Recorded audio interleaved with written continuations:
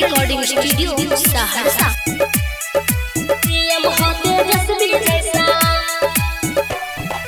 अब की बार बिहार कुछ, अब की बार बिहार कुछ बदलेगा ऐसा। सीएम हो तेजस्वी जैसा, सीएम हो तेजस्वी जैसा, सीएम हो तेजस्वी जैसा, सीएम हो तेजस्वी जैसा। अब की बार बिहार कुछ बदलेगा ऐसा।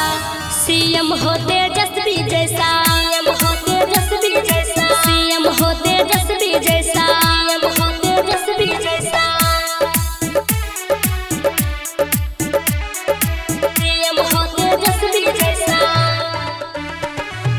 Mix by RKS Suman. CM हो तेजस्वी जैसा। घटिया पार्टी से खाओगे सब दिन खाली धोखा। एक बार खाली देकर देखो आरजेडी को मौका।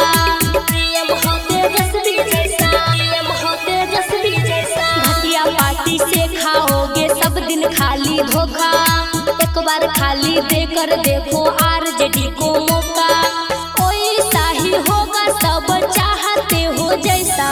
सीएम हो तेजस्वी जैसा, सीएम हो तेजस्वी जैसा, सीएम हो तेजस्वी जैसा, सीएम हो तेजस्वी जैसा,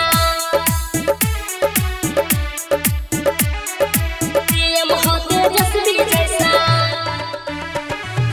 सीएम हो तेजस्वी जैसा, सीएम हो तेजस्वी जैसा। राजद का जब राज आएगा होगा कुछ अच्छा। एक ही नारा लगा रहा है घर घर का सब बच्चा। एक ही नारा लगा रहा है घर घर का सब बच्चा।